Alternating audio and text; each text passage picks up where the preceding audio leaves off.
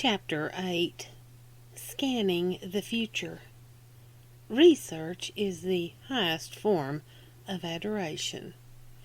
Pierre Teilhard de Chardin.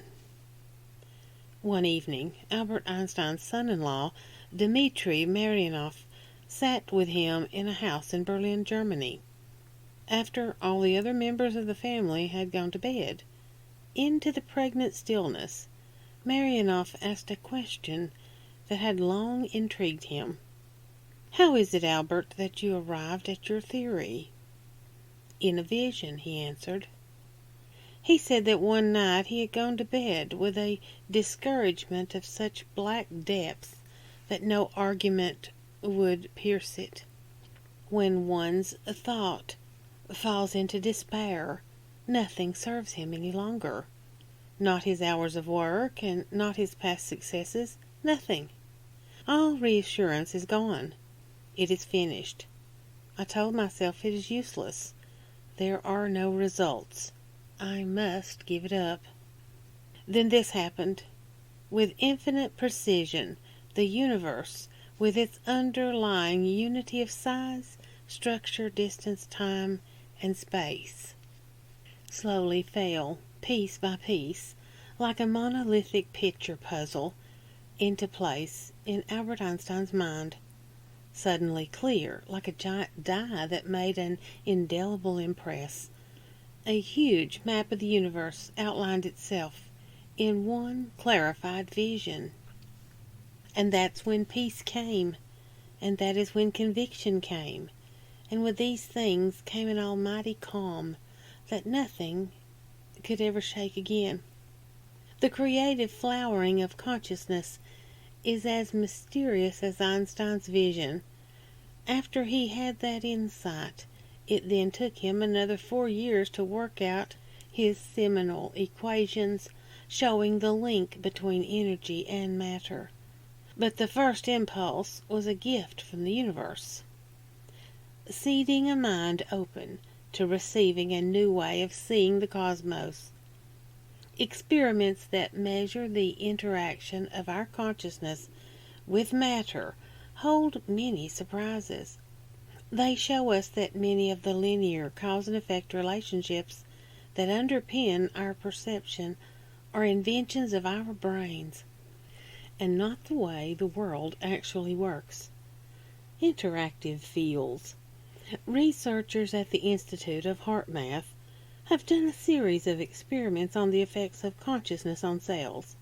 These experiments are done with rigorous protocols and are intended to replicate earlier research. They extended the work of Dean Radin, Ph.D. Radin and some of his colleagues measured the galvanic skin response, electrodermal activity, of subjects exposed to the mental influences of others. In a follow-up study which replicated the results of earlier studies done by them and others, the researchers set up 16 sessions. In each session, there were 7 people acting as mental influencers, and 10 acting as remote targets of influence. Influencers were instructed to either calm or activate a remote person's electrodermal activity. The investigators found that to a statistically significant degree, when the influencers attempted to calm the subjects exhibited a lower level of electrodermal activity. When the influencers attempted to excite the subjects showed a higher level of electrodermal activity. Building on Radin's research, the experimenters at HeartMath went further. As well as galvanic skin response, they also used an electrocephalogram, EEG, in order to measure changes in the cerebral cortex, and an electrocardiogram, EKG, to measure the acceleration or deceleration of a subject's heartbeat. Rather than a remote influencer attempting to influence their experiences, the HeartMath subjects stared at a blank white computer monitor screen. After a period of a few seconds, an image came up on the screen. One of the images was designed to calm the subjects, such as nature scenes and smiling people, and the other set of images was designed to produce emotional arousal, such as autopsies or sexual scenes.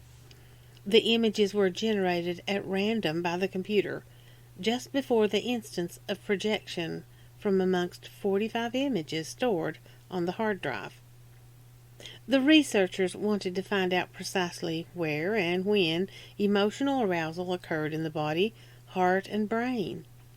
They also presented the images to the subjects under two sets of experimental conditions. One was a baseline condition of normal physiological function, and the second was a state of heightened heart coherence, in which their hearts were beating at an unusually even rate. They discovered that the heart responded to the images.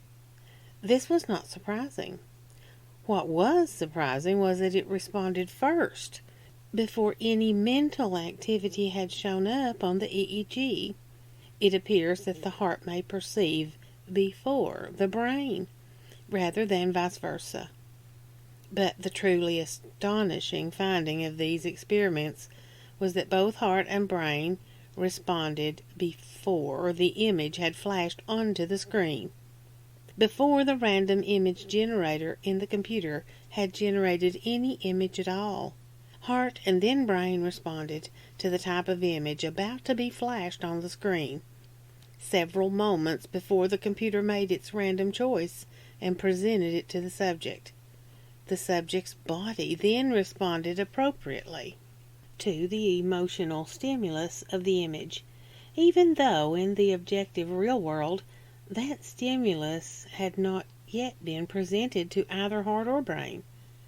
In the words of the amazed researcher, "This study presents compelling evidence that the body's perceptual apparatus is continuously scanning the future."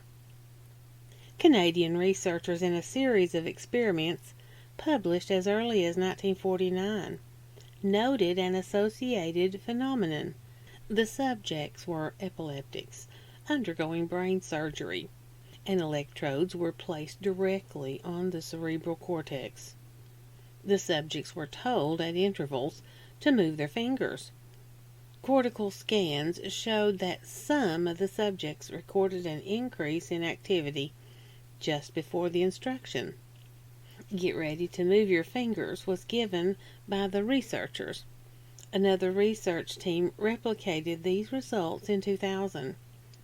In a Newtonian universe that knows only linear time, such a phenomenon is scientifically impossible. Only a quantum universe of fields that interact continuously through time and space can explain such phenomena. Another example of the power of prayer across time comes from a study published in the British Medical Journal in 2001. In Israel, Professor Leonard Leibovitch took a stack of hospital case histories and divided it into two random piles. The patients in these cases had all been admitted for blood poisoning. Names in one stack were prayed for, while the others were not.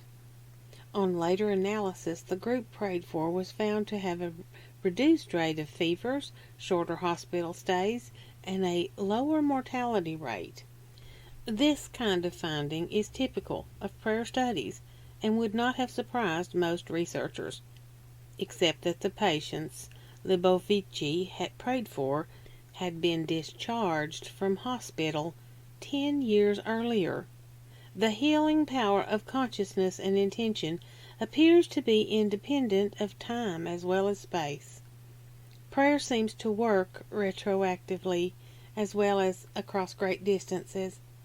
Perhaps the whimsical injunction is true. It's never too late to have a happy childhood. Non-local perception. A second study by the HeartMath researchers examined where and when in the body, heart, and brain intuitive information outside the range of conscious awareness is processed. They found that the primary areas of the brain involved are the frontal cortex, temporal, occipital, and parietal areas, and that these are all influenced by the heart. They concluded that our data suggest that the heart and brain together are involved in receiving, processing, and decoding intuitive information. On the basis of these results, and those of other research, it would thus appear that intuitive perception is a system-wide process in which both the heart and brain, and possibly other bodily systems, play a critical role. The heart has access to realms of quantum information not constrained by time and space.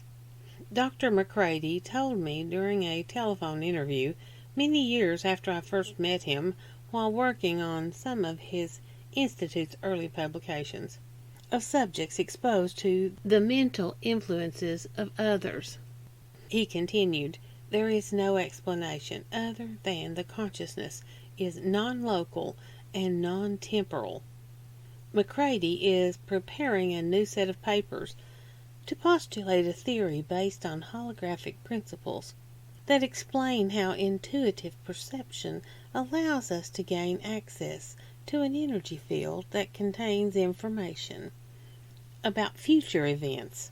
He's also preparing a rigorous new set of protocols for experiments that will use live cells from the subject's own body to see if there is a similar prior effect in those cells to intentions generated remotely by the subject. John Arden, Ph.D., chief psychologist at the Kaiser Permanente Medical Center in Vallejo, California, presents a long and careful discussion of theoretical physics, subatomic particles, and their implications for the study of consciousness in his book Science, Theology, and Consciousness. He concludes that non-locality is a phenomenon, operative in nature. This discovery necessitates a fundamental reevaluation of causality and the nature of non-local interaction. Our mechanistic notions of cause and effect in time and space operate on a very limited range of the spectrum of what is possible. Though we see ordinary examples of distributed non-local consciousness every day, such as schools of fish that turn in tandem, or flocks of birds that bank and swoop in perfect coordination, our collective medical brain still has trouble with the idea that things far apart in space and time can affect each other, and medical treatment is prescribed as though only what is here and now has meaning. The half-second delay. Benjamin Libet, Ph.D., conducted a provocative set of experiments in which he noted the precise instant at which brain activity indicated awareness of a sensation on the skin. He measured when the skin became aware of the sensation and when the brain did. This led to the discovery of the half-second delay.